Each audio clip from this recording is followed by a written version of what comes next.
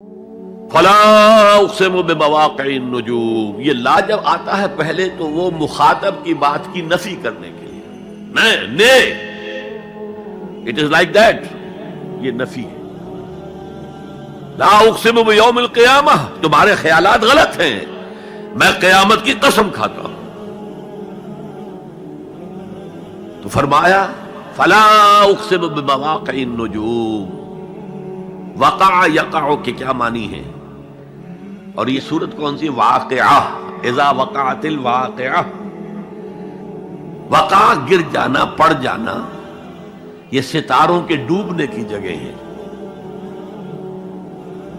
فلا اقسم بمواقع النجوم وانہ لقسم لو تعلمون عظیم، اور اگر تم جانو تو یہ بہت بڑی قسم ہے جو ہم نے کھائی ہے۔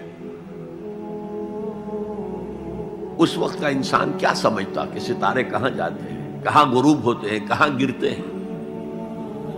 آج ہمیں معلوم ہے۔ سورہ حامیم سجدہ میں جو کہا گیا ہے سنریہم آیاتنا فی الآفاق وفی انفسہم حتی یتبین لہم انہ الحق، ہم انہیں اپنی نشانیاں دکھائیں گے آفاق و انفس میں، یہاں تک کہ یہ بات واضح ہو جائے گی کہ قرآن حق ہے۔ آج ہمیں معلوم ہے خلا میں بلیک ہولز ہیں، اور یہ بلیک ہولز بڑے بڑے ستاروں کے پچکنے سے، پچک جانے سے پیدا ہوئے، اور جب وہ بڑے ستارے پچکتے ہیں، جو خلا پیدا ہوتا ہے، ویکیوم، اس میں بڑی طاقت ہوتی ہے، اس کے پاس سے کوئی سیارہ، کوئی ستارہ گزر جائے اسے کھینچ لیتا ہے قبر کے اندر۔ یہ بلیک ہولز کا تصور۔ اسی لیے اللہ نے اس وقت کے لوگوں کے لیے کیا کہا؟ فلا اقسم بمواقع النجوم وانہ لقسم لو تعلمون عظیم انہ لقرآن کریم، یہ بہت باعزت قرآن ہے، فی کتاب مکنون، ایک چھپی ہوئی کتاب میں ہے، لا یمسہ الا المطہرون، اسے چھو ہی نہیں سکتے مگر انتہائی پاک ہستیاں۔ اس کے کیا معنی ہے؟ پہلی بات تو ہمیں معلوم ہو گئی، مراد فرشتے ہیں، بے ایدی سفرۃ کرام بررہ، اسی کی شرح ہو رہی ہے نا۔ اسی سے ایک فقہی مسئلہ نکالا گیا کہ بغیر وضو کے ہاتھ نہ لگاؤ، لیکن اس کا اصل مفہوم کیا ہے وہ سمجھیے۔ قرآن کی روح تک کوئی نہیں پہنچ سکتا جب تک کہ تزکیہ نفس نہ ہو گیا۔ اگر حب مال، حب دنیا، حب جاہ، حب شہرت، اگر یہ تمام محبت میں دل سے نکل نہ جائیں تو قرآن کی روح تک آپ کی اپروچ نہیں ہوگی۔ تو جب تک انسان کا باطن پاک نہ ہو جائے وہ قرآن کے چھلکوں سے کھیلتا رہے گا، چاہے وہ کہنے کو مفسر ہو، قرآن کے باطن تک کبھی نہیں پہنچے گا۔ فی کتاب مکنون لا یمسہ الا المطہرون تنزیل من رب العالمین، یہ تھوڑا تھوڑا کر کے اتارا گیا ہے رب العالمین کی طرف سے۔ انزال کے معنی ہے دفعتاً اتار دینا۔ لیلۃ القدر میں آیا انا انزلناہ فی لیلۃ القدر، رمضان کے بارے میں شہر رمضان الذی انزل فیہ القرآن، باب افعال، لیکن حضور پر ایک دم نہیں اترا، تھوڑا تھوڑا تھوڑا تھوڑا 23 برس میں جا کر اس کی تکمیل ہوئی۔ اب دیکھیے جو شکوہ کیا اللہ نے، کیا اس جیسی نعمت سے تم مداہنت کر رہے ہو، بے اعتنائی کر رہے ہو، اسے پڑھتے نہیں ہو، اسے سمجھتے نہیں ہو، اس پر عمل نہیں کرتے، اسے اپنا امام نہیں بناتے؟ تمہارا طرز عمل یہ ہے، بلکہ تم نے اپنا نصیب یہ بنا لیا ہے کہ تم اسے جھٹلا رہے ہو۔ غور کیجئے، جھٹلانا جو ہے دو طرح کا ہے۔ ایک ہے زبان سے کہنا کہ یہ نہیں ہے، کوئی اللہ کا کلام نہیں ہے، یہ قرآن وغیرہ جھوٹ، سب اساطیر الاولین ہے، یہ محمد نے گھڑ لیا ہے وغیرہ وغیرہ، جھٹلانا ہو گیا۔ ایک جھٹلانا ہے عمل سے جھٹلانا، مان تو لیا اللہ کا کلام ہے لیکن اس کی حرام کردہ شے کو اپنے لیے حلال کیا ہوا ہے۔ حدیث نبوی ہے، ما آمن بالقرآن من استحل محارمہ، اس شخص کا قرآن پر کوئی ایمان نہیں ہے جو اس کی حرام کردہ چیز کو اپنے لیے حلال ٹھہرا دے۔ اس سے اعتبار سے غور کیجئے، اور اس کی مثال بھی دی ہوئی ہے سورہ جمعہ میں، مثل الذین حملوا التوراۃ ثم لم يحملوها كمثل الحمار يحمل اسفارا بئس مثل القوم الذین کذبوا بآیات اللہ واللہ لا يهدی القوم الظالمین۔ مثال ان لوگوں کی جو حامل تورات بنائے گئے تھے اور پھر انہوں نے اس کی ذمہ داری کو ادا نہیں کیا، اسے قائم نہیں کیا، اس کے احکام پر عمل نہیں کیا۔ جیسے فرمایا ہے سورہ اعراف میں، قل یا اہل الکتاب، کہہ دیجئے اے نبی صلی اللہ علیہ وسلم، اے کتاب والو، لستم علی شیء حتی تقیموا التوراۃ والانجیل وما انزل الیکم من ربکم، تمہاری کوئی حیثیت ہماری نگاہ میں نہیں ہے، تمہارا منہ نہیں ہے کہ ہم سے دعا کرو جب تک کہ تم تورات اور انجیل کو اور جو کچھ نازل کیا گیا تمہاری طرف اسے قائم نہیں کرتے۔ آج اللہ ہماری دعائیں نہیں سنتا،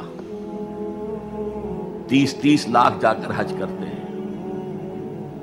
دنیا کے حالات میں کوئی ذرہ برابر فرق آتا ہے؟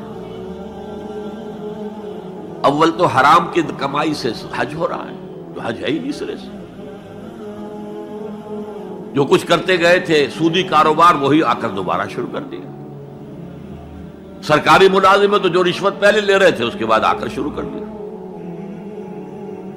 یہ کیا ہے؟ یہ تکذیب بالعمل ہے، جھٹلانا ہے۔ تم نے اپنا نصیب یہ بنا لیا ہے کہ تم قرآن کو جھٹلا رہے ہو، جیسے کہ انہوں نے جھٹلایا تھا۔ مثل الذین حملوا التوراۃ ثم لم يحملوها كمثل الحمار يحمل اسفارا، ان کی مثال ان گدھوں کی سی ہے جن پر کتابوں کا بوجھ لاد دیا گیا۔ مکالمات فلاطوں، گٹھڑی باندھ کر گدھے کے اوپر رکھ دیجئے تو کیا وہ واقعی منطقی اور فلسفی بن جائے گا؟ یہ مثال اللہ دے رہا ہے۔ اور یہ مثال کیوں دی گئی ہے؟ اس آئینے میں ہمیں ہماری تصویر دکھائی گئی ہے۔ تم اگر قرآن کا حق ادا نہیں کر رہے تو تمہاری مثال وہی ہے جو یہود کی تھی۔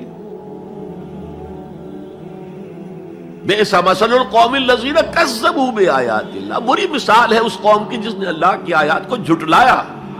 تو زبان سے تو یہودیوں نے کبھی نہیں جھٹلایا تورات کو، عمل سے جھٹلایا ہے۔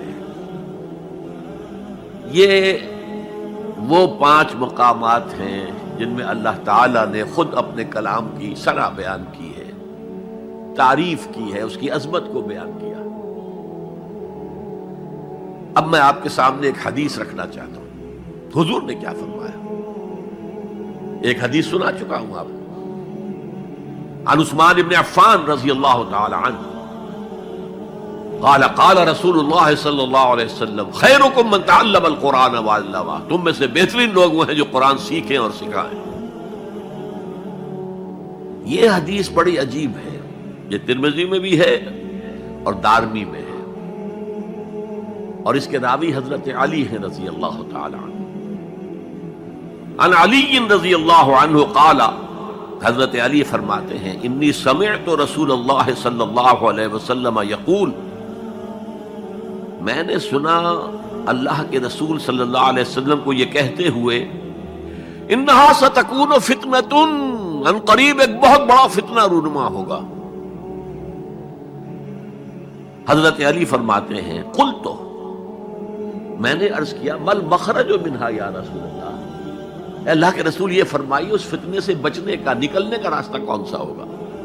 جیسے آپ بڑے بڑے حالوں میں دیکھتے ہیں ایگزٹ، عرب ممالک میں لکھا ہوتا ہے مخرج، اگر کہیں آگ لگ جائے، کہیں دھواں بڑھ جائے تو نکلو، ان لال جو روشنیاں ہیں ان کے اندر جو نیچے دروازے ہیں ان کی طرف جاؤ، یہ مخرج ہے جان بچانے کی۔ یہاں ایک لحظہ توقف کر کے ہمارا اور صحابہ کا جو فرق ہے اس کو نوٹ کر لیجئے۔ اگر ہم ہوتے تو کیا پوچھتے، حضور یہ فتنہ کب آئے گا، کدھر سے آئے گا، کیوں آئے گا، کیا ہوگا؟ یہ سارے سوالات کرتے ہیں نا، جن کا عمل سے کوئی تعلق نہیں، معلومات ہیں حضرت علی نے کچھ نہیں پوچھا، بس آپ نے فرما دیا کہ بہت بڑا فتنہ ہوگا، تو بس ہمیں یہ بتائیے کہ اس سے نکلنے کا راستہ کیا ہے۔ اب سنیے حضور کی زبان سے قرآن مجید کی مدح۔ قال کتاب اللہ، فتنوں سے بچانے والی اللہ کی کتاب ہے، فیہ نبأ ما قبلکم، اس میں تم سے پہلے جو تھے ان کی بھی خبریں ہیں، قوم نوح اور قوم عاد اور قوم سمود اور قوم مدین اور آل فرعون اور سدوم اور عمورہ کی بستیوں کے حالات ہیں کہ نہیں؟ وَخَبَرُ مَا بَعْدَكُمْ، اس میں تمہارے بعد جو آنے والے حالات ہیں وہ بھی درج ہیں، ذرا کھدائی کر کے نکالنا پڑتا ہے ورنہ حالات موجود ہیں۔ ایک اوپر کی چیز ہے، سامنے کی چیز ہے، ایک ذرا اندر سے کھدائی کر کے، لیکن یہ کہ حضور فرما رہے ہیں خبرو ما بعدکم وحکم ما بینکم، اور جو بھی اختلافات تمہارے درمیان ہوں گے ان کا فیصلہ بھی اس کتاب میں موجود ہے۔ کاش کہ ہم اپنے مذہبی اختلافات کو رفع کرنے کے لیے قرآن کی طرف رجوع کریں، جو حبل اللہ ہے، واعتصموا بحبل اللہ جميعا ولا تفرقوا۔ تو فرمایا کتاب اللہ فیہ نبأ ما قبلکم وخبر ما بعدکم وحکم ما بینکم، هو الفصل لیس بالحزل، وہ فیصلہ کن کلام ہے، ایسے ہی یاوہ گوئی نہیں ہے، یہ قرآن کی آیات ہے۔ انہ لقول فصل وما هو بالحزل، سورہ تاریخ کے اندر آیا، تاریخ میں هو الفصل لیس بالحزل من ترکہ من جبار قسمہ اللہ، اگر کوئی جبار شخص اپنی سرکشی میں اس قرآن کو ترک کر دے گا اللہ اسے پیس کر رکھ دے گا۔ وَمَنِ ابْتَغَى الْهُدَى فِي غَيْرِهِ أَضَلَّهُ اللَّهُ، اور جو کوئی ہدایت حاصل کرنا چاہے گا قرآن کے سوا کسی اور چیز سے، اللہ اسے لازماً گمراہ کرے گا۔ کتاب ہدایت تو یہ ہے۔